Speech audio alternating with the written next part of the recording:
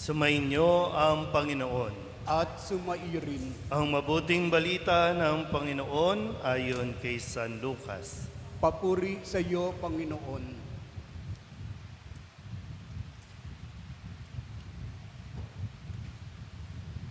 Noong panahong iyon, sinabi ni Jesus, "Kawawa ka, Corazin! Kawawa ka, Betsaida! Sapagkat kung sa Tiro at Sidon ginawa ang mga kababalaghang ginawa rito sa inyo, di sinsana'y malaon na silang nagdaramit ng sako at nauupo sa abo upang ipakilalang sila'y nagsisisi. Sa araw ng paghuhukom, higit na mabigat ang kaparusahan ninyo kaysa kaparusahan ng mga taga-Tiro at taga-Sidon. At ikaw, Capernaum, ibig mong mataas hanggang sa langit, ibabagsak ka sa Hades. Ang nakikinig sa inyo'y nakikinig sa akin. Ang nagtatakwil sa inyo'y nagtatakwil sa akin. At ang nagtatakwil sa akin ay nagtatakwil sa nagsugo sa akin." Ang mabuting balita ng Panginoon. Pinupuri ka namin, Panginoong Heso Kristo. Isang magandang gabi po sa inyong lahat. Para po sa mga taga Loreto, kami po kasama ang aking pong komunidad ay mga taga Divisoria. Ang aming pong parokya ay Nuestra Señora de la Soledad. Ang image po ay yung nandoon po sa may gawing gilid. Yan po ang aming pong patron, ang mahal na Birhen ng Soledad. At kami po ay nandoon sa dulong bahagi ng Divisoria at nasa kaloob-looban po ng mga pamayanan doon.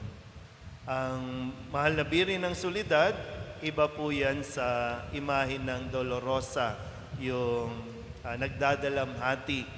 Ang mahal na Birhen ng Soledad, yan po ay nananahimik o in solitude, mapag-isa pero hindi nag-iisa dahil kanya pong pinagninilay-nilayan ang nangyari ng Good Friday at ang mangyayari sa pagkabuhay. So nasa gitna po yung kumbaga yung paanyaya na matularan natin si Maria na kailangan din nananahimik. Hindi lang basta iyak ng iyak, hindi lang basta ngaw-ngaw lang ng ngaw-ngaw, reklamo ng reklamo. Kailangan din natin manahimik at idaan natin sa dasal ang lahat ng mga nangyayari. Kaya nais ko po kayong anyayahan sa misa nating ito, dito po sa ating ebanghelyo na ibinibigay sa atin ngayong nasa unang gabi ng pagdalaw po ng imahe ng Soledad dito po sa inyong parokya. Mananatili po yan hanggang kailan ba? Hanggang next week. Hanggang Lunes. Tama ba? Yan. Sige po. Sa ebanghelyo, narinig natin yung pananalita ni Jesus na nagsasabing, "Kawawa ka, Corazin. Kawawa ka, Betsaida. Kawawa ka, Capernaum." Sabihin nyo nga sa katabi ninyo, "Kawawa ka naman." Ito yung bayan. Ito yung lugar. Yung mga tao doon sa lugar na kung saan ay pinagpala sila dahil mas madalas si Jesus na dumaan dito at mas maraming ginawang kababalaghan, maraming mga milagro, pagpapagaling ng may sakit, pagpapalayas ng mga inaalian ng demonyo dito sa mga bayan na ito, sa mga taong nakatira rito. Pero bakit sinabi ngayon ni Jesus, "Kawawa ka, Corazin, Betsaida, Capernaum"? Yung para bang mayroong disappointment, no? At pangihinayang kasi nung sinabi niya, kung sa ibang bayan, katulad ng Tiro at Sidon, o kaya kahit ang, itong lugar na binabanggit, kung doon ginawa, sabi dito, matagal na silang nagsisi at nagbago. Ibig sabihin, biniyayaan ng mga bayan na ito, pero walang nangyaring pagbabago sa buhay nila.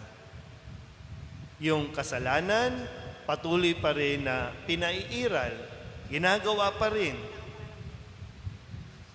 Mapalad na sana kasi sa dami ng bayan na gustong madalaw ni Jesus, pero sila na maswerte, pero hindi nila na-appreciate gaano yung ipinahahayag ni Jesus na pagbabalik loob at pagsisisi mula sa kanilang kasalanan.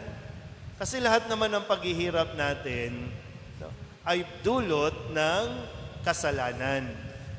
Kaya nga laging inuuna ni Jesus na gamutin ay yung pagkakasala. Lagi niya sinasabing, pinatatawad na ang kasalanan mo, and then susunod doon yung kagalingan at maging yung pagpapalaya sa mga demonyo. Sabihin niyo ulit sa katabi ninyo, kawawa ka naman.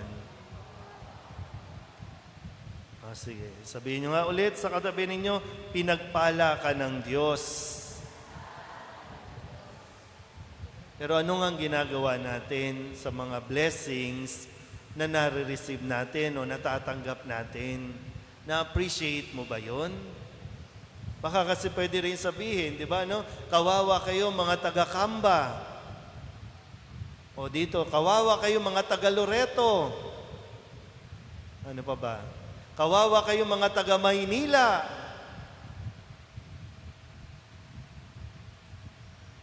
Kasi ayaw natin magbago.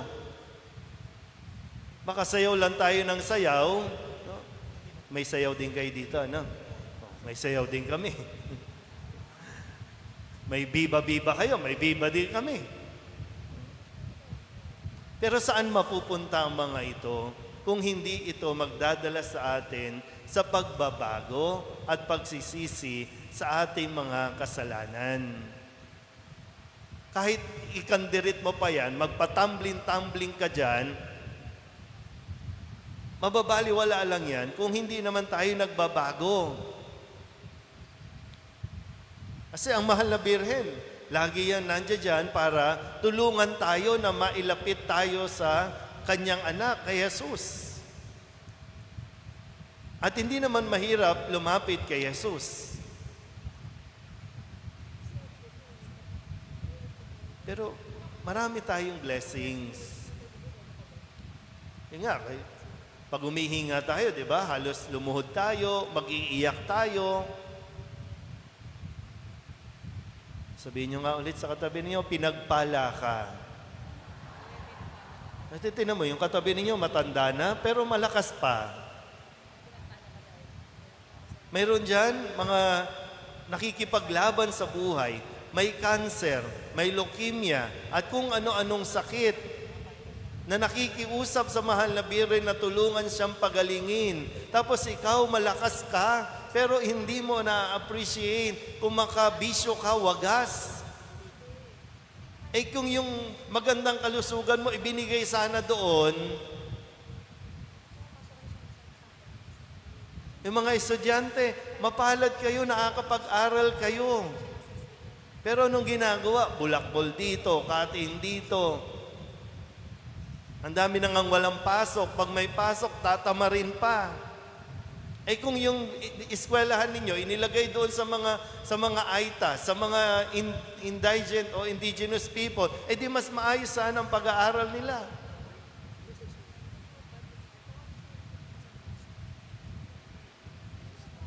Sabihin nyo nga ulit sa katabi ninyo, magbago ka na.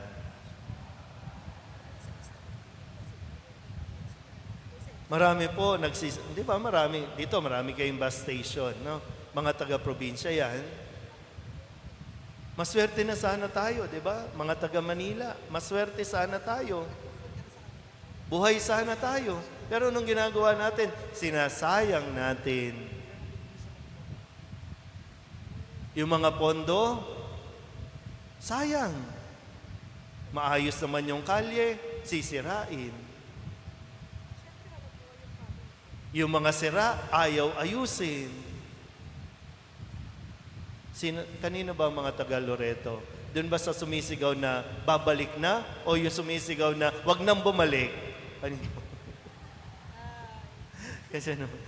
Pero di ba, nasasabi ko po ito, no? Dahil ilang taon na tayo, wala naman nagbabago sa buhay mo.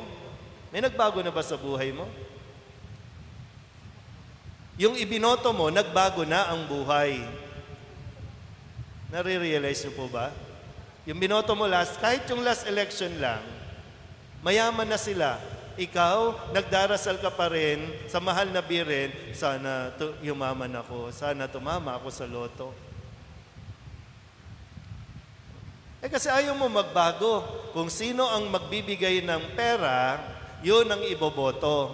Ayaw mo magbago. May kapangyarihan na, di ba? Binigyan ka na ng kapangyarihan.